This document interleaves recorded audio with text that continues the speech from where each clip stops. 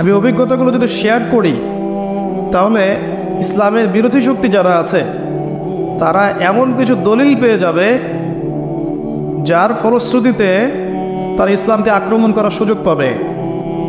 আমি এই জন্যে একটা কথাও বলিনি,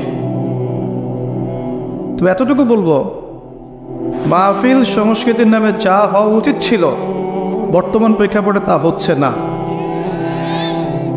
এবং এর জন্যে এই চেয়ারের মানুষ, ওই চেয়ারের মানুষ, অ্যারেঞ্জার, বাস্তবতা, পরিপ্রেক্ষিত, এগুলো সবই দায়ী। এই যে একটা সেকেন্ডের কথা বললাম, কি কারণে বললাম? মনে করেন যে আমি এখানে বসেছি এবং আপনারা আমাকে রংপুর থেকে আসার যে আমার এয়ার টিকিট, যাওয়ার এয়ার টিকিট, আমার প্রাইভেট কারের ভাড়া, এগুলো হিসেব করে আমাকে একটা হাদিয়া দিয়েছেন, তাই তো? যদি দেখা যায় হাদিয়ার পরিমাণ, কথার কথা বলছি, ফর এক্সাম্পল হাদিয়ার পরিমাণ ধরেন যে 20,000 টাকা, কথার কথা। এখন আমি ধরেন 20 মিনিট কথা বলছি, এখানে বসে আমি 20 মিনিট কথা বলছি, তো প্রত্যেক মিনিটের বিনিময়ে আমি কত টাকা পাচ্ছি ভাই? 1,000। তাহলে এখানে একটা সেকেন্ড নষ্ট করলে আমি আমানতের খেয়ালত করছি না? এখানে বসে যদি আমি 20 মিনিট গাল গল্প করি, কেচ্ছা কাহিনী শোনাই, দিনের হক আদায় হবে? এই কথাটা কি সব বক্তারা বোঝেন?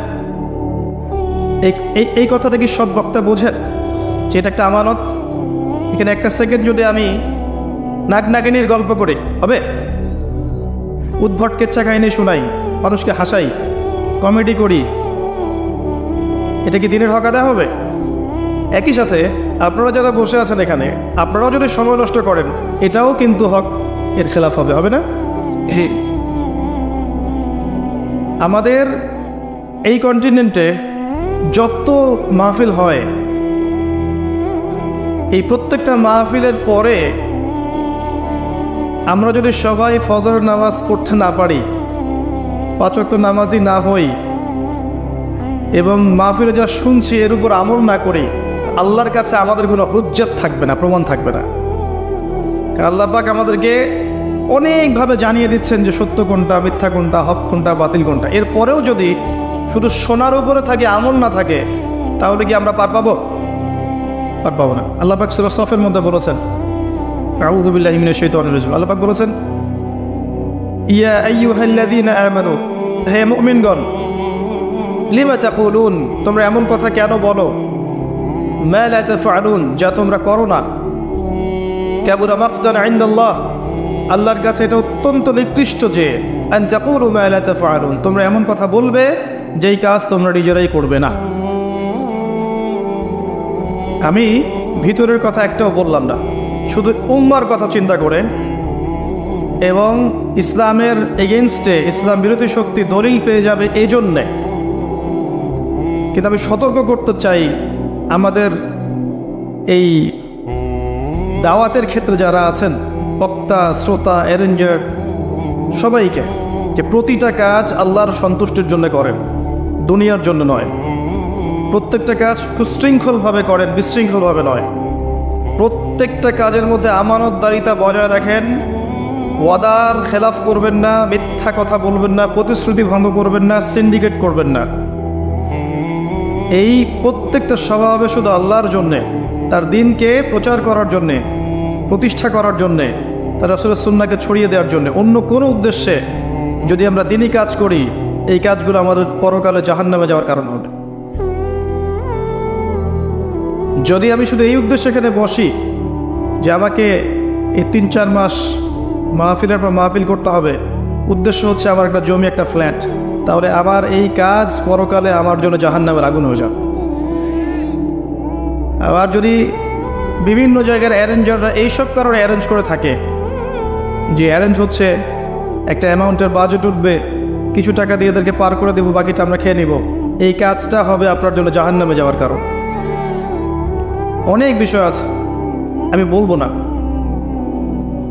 সমাজদারকে লিয়ে ইশারা কাফে, একটা কথা আছে না? আল্লাহর ওয়াস্তে এখনো সংশোধিত হয়ে যান সবাই, আয়োজক, বক্তা, শ্রোতা সবাই, না হলে আল্লাহর কাছে আমাদেরকে এগুলোর জবাব পূর্ণ মাত্রায় বুঝিয়ে দিতে হবে। এবং এই কাজগুলোর কারণে দেখবেন ইসলামের বারাকা, নূর কমে যাবে। কথার তাসির কমে যাবে, মানুষ শুনবে আর শুনবে, দেখবেন আমল নাই। আল্লাহ পাক আমাদেরকে লৌকিকতা পরিহার করার তৌফিক দান করুন, রিয়া অহংকার পরিত্যাগ করার তৌফিক দান করুন, দুনিয়ার মোহ পরিত্যাগ করার তৌফিক দান করুন, মিথ্যা প্রতারণা, ধোঁকাবাজি প্রতারণা এগুলো ছেড়ে দেওয়ার তৌফিক আল্লাহ পাক আমাদেরকে দান করুন, আমিন। যুব সমাজ একটা জাতির ভবিষ্যৎ। আমি যুবকদেরকে নিয়ে বেশ কিছু লেকচার দিয়েছি এই পর্যন্ত, এবং প্রত্যেকটা লেকচারে আমি কয়েকটা কথা কমন বলে থাকি। একটা হচ্ছে পড়াশোনার কথা। যুবকদেরকে পড়াশোনা করতে হবে, বারবার বলি পড়াশোনা করতে হবে। এবং প্রত্যেকটা লেকচারে এই সিজনে আমি বলার চেষ্টা করেছি যে কোন কোন সাবজেক্ট পড়তে হবে আপনাদেরকে। আমি বলেছি বারবার যে কোরআন পড়তে হবে, তেলাওয়াত শিখতে হবে, কোরআনের অনুবাদ শিখতে হবে, আরবি ভাষাটা শিখতে হবে, কোরআনের তাফসীর পড়তে হবে, এবং কোরআন বুঝতে গিয়ে সমস্যায় পড়লে উলামায়ে কেরামের সোহবতে পড়ে থাকতে হবে। আমি বারবার বলেছি হাদিসের বইগুলো পড়তে হবে, সহজ বই থেকে শুরু করে আস্তে আস্তে ধাপে ধাপে কঠিন বইয়ের দিকে যাবেন। এরপরে আমি বারবার বলেছি নবী সাল্লাল্লাহু আলাইহি ওয়াসাল্লামের সিরাত বা জীবনীটা পড়বেন। নবীর জীবনী যদি মুখস্থ না থাকে তাহলে কোরআন সুন্নাহ দিয়েও আপনি সত্যকে চিনতে ব্যর্থ হবেন। বারবার বলেছি নবী সাল্লাল্লাহু আলাইহি ওয়াসাল্লামের জীবনীর পাশাপাশি খুলাফায়ে রাশেদিনের জীবনী পড়বেন, ইসলামের ইতিহাস পড়বেন, উমাইয়া খেলাফত থেকে শুরু করে যে আব্বাসী ও ফাতেমি, কর্ডোভার ইসলামিক শাসন, মামলুক শাসন, আপনার ওসমানীয় খেলাফত, প্রত্যেকটা শাসন, মোগল শাসন, আফগানদের শাসন, এগুলো পড়বেন। বরাবর বলেছি এর সাথে আপনাকে ফিকহ পড়তে হবে, ইসলামের ফিকহ, দ্বীনের ফিকহ, ফিকহের ক্লাসিক্যাল বইগুলো পড়বেন। না হলে আপনি ফরজ, ওয়াজিব, সুন্নত, মুস্তাহাবগুলো বুঝতে পারবেন না। কোনটাকে বেশি গুরুত্ব দিতে হবে, কোনটাকে কম, এটা বুঝতে পারবেন না। আমি বলেছি ইসলামিক অর্থনীতি পড়ার কথা, ইসলামিক ইকোনমিক্সের বইগুলো পড়বেন, এবং প্রত্যেকের বাসায় একটা করে ব্যক্তিগত লাইব্রেরি করে তুলবেন। পারবেন না? আচ্ছা। আরও বলেছি ইসলামিক দর্শনের বইগুলো পড়তে।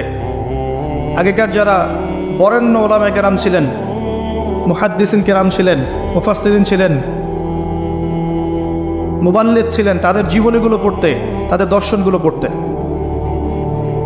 এবং তাজকিয়ার কথা বলেছি বারবার, আত্মশুদ্ধি অর্জন করার কথা বলেছি। এরপরেও আমি বলেছি জিওপলিটিক্যাল বিষয়গুলো পড়বেন, ভূরাজনৈতিক প্রেক্ষাপটগুলো পড়বেন। ইসলামিক দেশ, তাদের মুদ্রা, তাদের পতাকা, তাদের ভৌগোলিক অবস্থান, তাদের সরকার, তাদের প্রশাসন, তাদের সামরিক সক্ষমতা, তাদের সম্পদ, এগুলোর সম্পর্কে আপনাকে জানতে হবে। এর পাশাপাশি জিওপলিটিক্স মানে ভূরাজনৈতিক প্রেক্ষাপট, যেটা আপনারা বিসিএস কোচিংয়ে পড়েন, এগুলো পড়তে বলেছে। এবং মাদ্রাসার মধ্যে যে সাবজেক্টগুলো ইনক্লুড করা দরকার, যেগুলো পূর্ণমাত্রায় পড়ানো হয়ে ওঠে না সাধারণত সিলেবাসে থাকলেও, সেগুলোর প্রতি জোর দেওয়ার কথা বলেছে। যেমন ইংরেজি ভাষা, আরবি ভাষা, আইসিটি, তথ্য প্রযুক্তি, বিজ্ঞানের কিছু বই, ম্যাথামেটিক্স, ইসলামের হিস্ট্রি, ইসলামের অর্থনীতি, এগুলো ইনক্লুড করতে বলেছিলাম। পরামর্শ দিয়েছি, বলেছে মানে কি, আদেশ করিনি, পরামর্শ দিয়েছে। এগুলো যদি আজ থেকে 50 বছর আগে করতে পারতাম, এখন এমন একটা প্রজন্ম পেতেন যেই প্রজন্ম এই কোরআনটাকে হাতে নিয়ে বিশ্বকে ব্যাখ্যা করতে পারে, চ্যালেঞ্জ করতে পারে। এখন আমার হাতে বইটা আছে, আমি হয়তো এই বইটার হাফেজ, কিন্তু আমি এই বইটা দিয়ে বিশ্বকে চ্যালেঞ্জ করতে পারছি না। অথচ আল্লাহ পাক বলেছেন এই বইয়ের মধ্যে, সূরা নাহলের মধ্যে আছে 89 নম্বর আয়াতে, ওয়ানাজ্জালনা আলাইকাল কিতাব, হে নবী আমি আপনার প্রতি এই বইটা নাজিল করেছি, তিবিয়ানান লিকুল্লি শাই, এই বইটা প্রত্যেকটা বিষয়ের ব্যাখ্যা। এই 600 পৃষ্ঠার বই, প্রত্যেকটা বিষয়ের ব্যাখ্যা। শুনতে পারলেন আমার কথা? প্রত্যেকটা বিষয়। তো প্রত্যেকটা বিষয়ের মধ্যে কি কিছু বাদ যায়?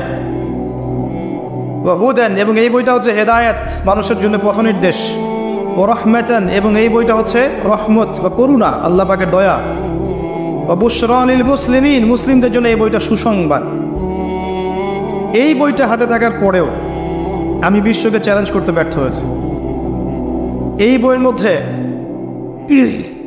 বর্তমান বিশ্বের প্রেক্ষাপট আছে, অতীত ছিল, ভবিষ্যতও থাকবে, কিয়ামত পর্যন্ত যত কিছু হবে এর ব্যাখ্যা আল্লাহ পাক এই বইয়ে নাজিল করেছে। কিন্তু আমি এই বইটা হাতে থাকার পরেও বিশ্বের রাজনীতি, বিশ্বের অর্থনীতি, বিশ্বের শিক্ষা ব্যবস্থা, বিশ্বের সংস্কৃতি, বিশ্বের যুবকদের অধঃপতন, পশ্চিমাদের উত্থান, ঠিক আছে, ইসরায়েলের উত্থান, ইসলাম বিরোধী শক্তিগুলোর তৎপরতা, অনেক বিষয় ওদের মুখরোচক জবাব দিতে আমি ব্যর্থ হয়েছি। এটা সত্য কথা, অনেককে হয়তো স্বীকার করবেন না, ব্যর্থ হয়নি, আমি বলবো ব্যর্থ হয়েছেন, কিন্তু চেষ্টা করেছেন। পরিপূর্ণরূপে আমরা জবাব দিতে পারি নাই। প্রেক্ষাপট যদি বুঝাই তাহলে বুঝবেন কেন পারি নাই। যখন আবু বকর সিদ্দিক রাদিয়াল্লাহু আনহুর যুগ ছিল, তখন এই বইটা ছিল না। এই বই এবং নবী সাল্লাল্লাহু আলাইহি ওয়াসাল্লামের সুন্নাহকে দিয়ে তারা বিশ্বকে শাসন করে নাই। তখন সমাজে কি অশান্তি ছিল? সমাজে দ্বন্দ্ব, ফাসাদ, কলহ, এই এত বেশি জেনা, ব্যভিচার, মদ, পর্নোগ্রাফি, সুদ, ঘুষ, দুর্নীতি এগুলো ছিল। ওমর ইবনুল খাত্তাব রাদিয়াল্লাহু আনহুর যুগ যখন আসলো, তখন সমাজে ফিতনা ছিল, ফাসাদ ছিল। ইসলামের বিরুদ্ধে কেউ চোখ তুলে তাকানোর সাহস পেত? খেজুর পাতার সেই মসজিদে বসে, এই মাটির মধ্যে শুয়ে, খেজুর চাটাইয়ের উপর শুয়ে, মাটির উপর শুয়ে, ওই মাটির ওই কাঠের তখ্ত থেকে তিনি সারা বিশ্ব, অর্ধ বিশ্ব শাসন করেছিলেন, করেননি? এই বইটা কি সেই বই নয়? আচ্ছা, উসমান রাদিয়াল্লাহু আনহুর সময় খেলাফতের আয়তন কমে গেছে না বেড়েছে? সাইপ্রাস দ্বীপ থেকে শুরু করে একদম এই যে চাইনিজ কন্টিনেন্ট পর্যন্ত জয় করেছে মুসলিমরা। কার আমলে? উসমান রাদিয়াল্লাহু আনহুর আমলে। তখন এই বই ছিল না।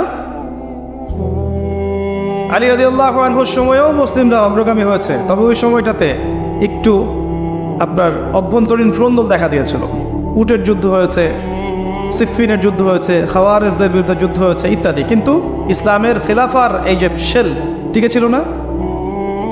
হাসান রাদিয়াল্লাহু আনহুর মাত্র 6 মাস, তারপর উমাইয়াদের শাসন, মুআবিয়া রাদিয়াল্লাহু আনহুর শাসন, এরপর আব্বাসীয়দের দীর্ঘ 100 বছরের বেশি শাসন, মামলুকদের, এদিকে ফাতিমিদের, কর্ডোভার মুসলিম শাসন, উসমানীয় খেলাফত, এই যে মুঘলদের, টোটাল বিশ্বের ইতিহাসটা দেখেন। তারা কি কোরআন এবং সুন্নাহকে দিয়ে বিশ্বকে ডিল করতে পারেন নাই? বিশ্বকে চ্যালেঞ্জ করতে পারেন নাই?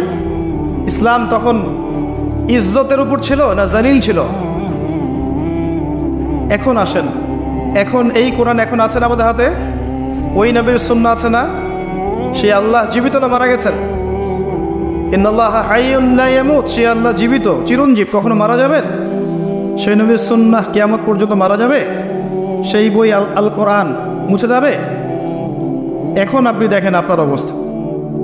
এখন আমরা সেই জাতি, ওই উমর রাদিয়াল্লাহু আনহুর সেই জাতি, আবু বকর সিদ্দিক রাদিয়াল্লাহু আনহুর সেই জাতি, উসমান, আলী, খালিদ, হামজা, তাদের সেই জাতি আমরা। কিন্তু এখন আপনি দেখেন, আপনি এমন একটা জায়গায় বসে আছেন যে আপনার ধর্ম ইসলামের মধ্যে দলের অভাব নেই, শত শত দল, প্রত্যেকে বলছে আমি হকপন্থী, এবং তারা উম্মাকে বিভক্ত করে ফেলেছে, উম্মাকে টুকরা টুকরা করে ফেলেছে।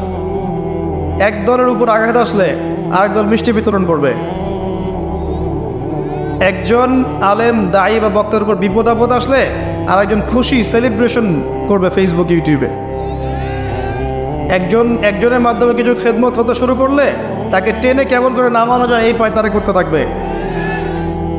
মনের হিংসা, রিয়া, গীবত, তহমত, অহংকারের সংস্কৃতি চর্চা করতে করতে একদম কুলুবুনার সাথে আমাদের হৃদয়গুলো বিভক্ত হয়ে গেছে।